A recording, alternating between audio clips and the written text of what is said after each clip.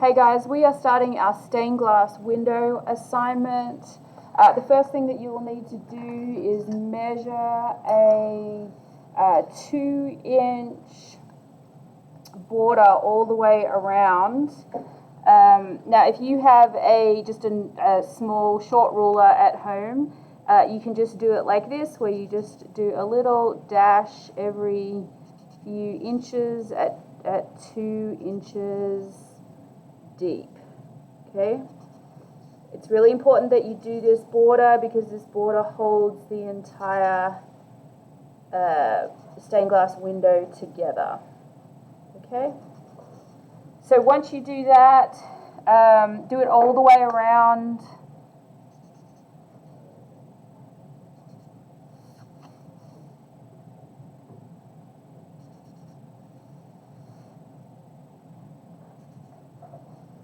Alright, I'm just going to pause this.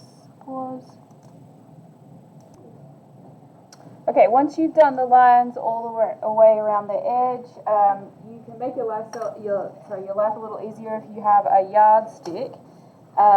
That's great if you do, but if you don't have a yardstick, don't sweat it. Just use your ruler, your short ruler, and just join the lines up. It's no big deal if you don't. Okay, do that all the way around. It is really important that you measure it, and it is really important that you use a ruler. Okay. Then once you have done the ruled border with your Sharpie, you're going to use your pencil to design your picture. Now, it's really important that you use your whole page. Do not do something tiny in the middle of the page. Remember, we're trying to get better about our composition. Some of the things in the center of the page are okay, but definitely the better examples that I showed you in the presentation incorporate the whole page in one way or another. So from my sketch, I knew that I wanted to, draw some wings up here for my phoenix.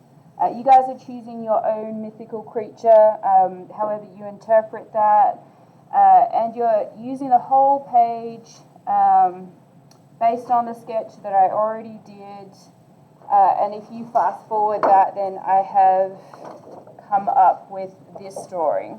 Okay, it's kind of hard to see on this demo. Let me see if I can.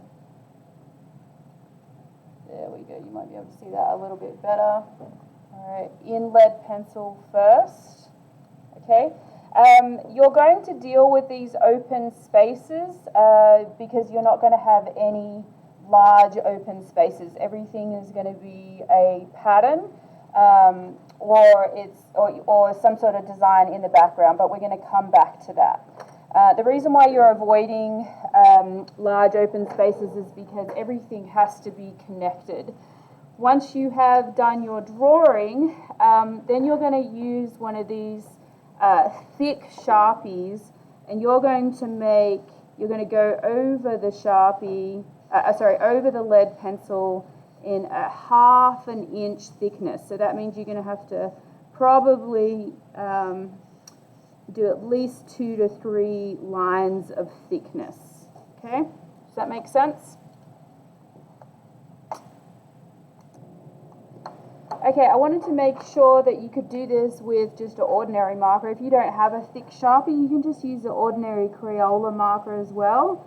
Just make sure that those lines are nice and thick. Anything that works will be fine. It doesn't have to be a black Sharpie. I'm just using a dark blue in this case.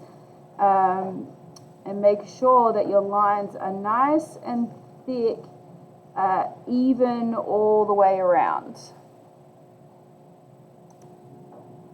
The other thing that you want to avoid is really small spaces. If you have drawn, I'm doing the wings on this phoenix right now, and I notice that some of my spaces are a little bit too thin.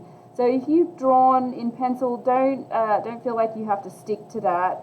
Like here, I'm just going to make these feathers a little bit thicker because I'm not trying to make my life super difficult by having to cut out a million different sections that are really, really tiny. You don't want a million different sections that are really tiny.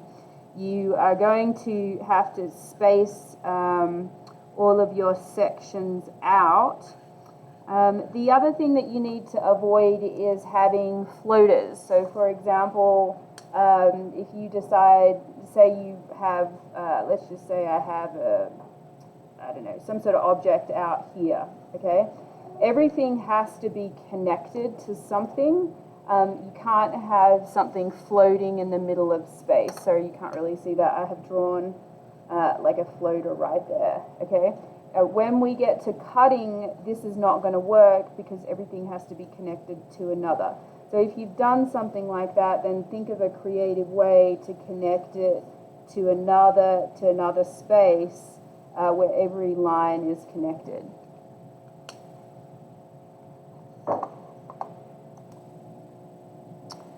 The other thing you want to be wary of is really large spaces. I'm working on my tail right now. The larger the space is, the weaker your design is going to be. And what I mean by weak is when we start cutting out all of these sections, you want to make sure that your paper is as strong as it possibly can be, because you don't want to rip it. So some of these larger pieces that I'm doing here, where they're long sections or big sections, you may want to consider chopping them up in creative ways. So for example, if I've got a long section like that, it may be good just to divide it up into some sections, just because it's going to make your life a lot easier to cut out. You don't want really large spaces to cut out because then your paper becomes structurally weak.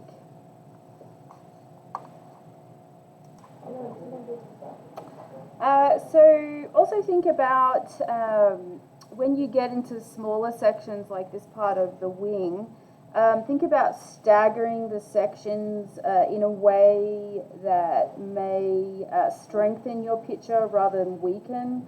So for example, in these sections on the wings, I decided to stagger them from this line to this line. So instead of having them like line up, I kind of like with bricks where you go one side is in between the other, if that makes sense, like that. So these two are in between here, kind of like a brick pattern. All right, that will make your picture stronger.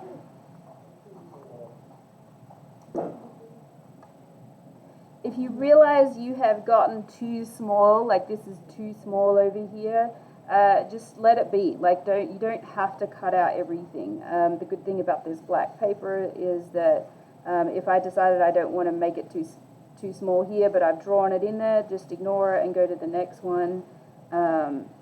You don't want to make it too difficult on yourself.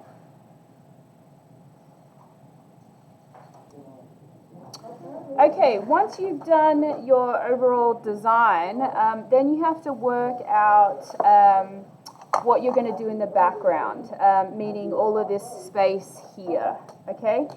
You're going to create a pattern, basically, and you want it to be different from your main picture, all right? I'm going to do it in red. It does not have to be complicated. Please don't make this complicated. I would just do something different in different so it stands out, just depending on whatever your design is, okay? I might just do lines, okay? Because all of my stuff is curved. Now you can do lines or you can do, circles. Look at some of the examples that we have on the, I might even use a ruler for this because I want it to look good. Look at some of the examples on the presentation.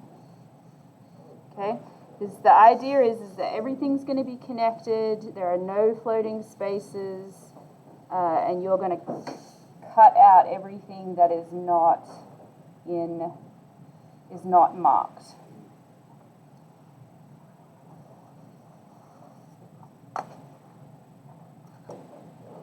And just to clarify, I am doing it in red marker just so you can see the difference. It's for no other reason other than just to show you that you are going to have a background. You'll need to put in a background.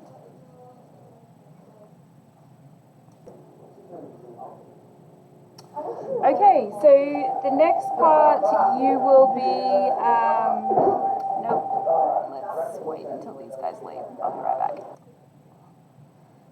Okay, so this part you will need something to cut on. You can just do this on a table that you don't care about. Definitely do not do this on your table that your mom and dad do care about. Or you can just, I use a cutting board. You know, your parents might have cutting boards. You might have an old piece of wood that you can cut on. You can use cardboard, just like cardboard from boxes as well. You will need your X-Acto knife, okay? You could possibly use a Stanley knife, although I would not because you are going to be cutting a lot. And what you're doing is you are cutting everything that is not colored. So when you're cutting, you need to make sure that you're cutting all the way through, okay?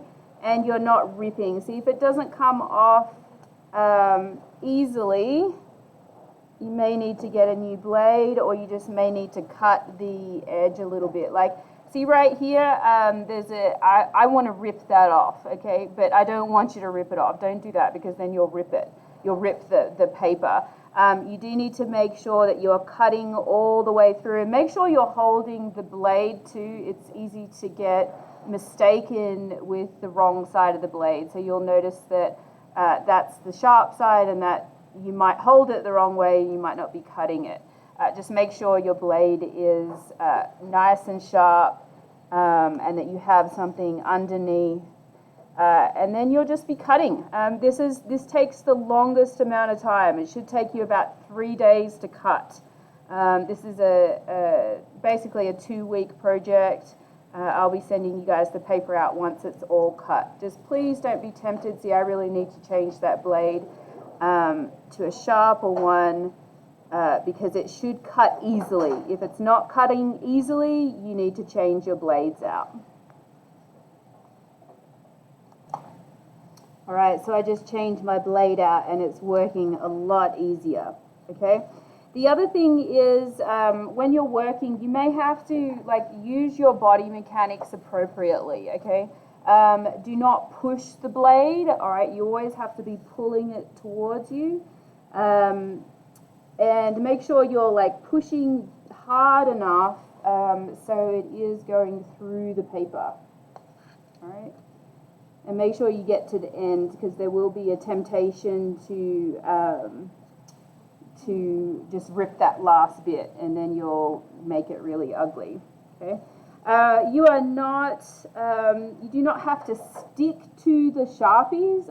If your Sharpie lines were not clean enough, you'll start to notice now that you'll start to notice the negative space.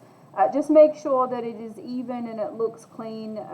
If you need to clean up an edge like that was really rough because I didn't have a sharp blade, then make sure you do that as you go, okay? I am going to cut all this out and we will start another video when we get to the gluing part.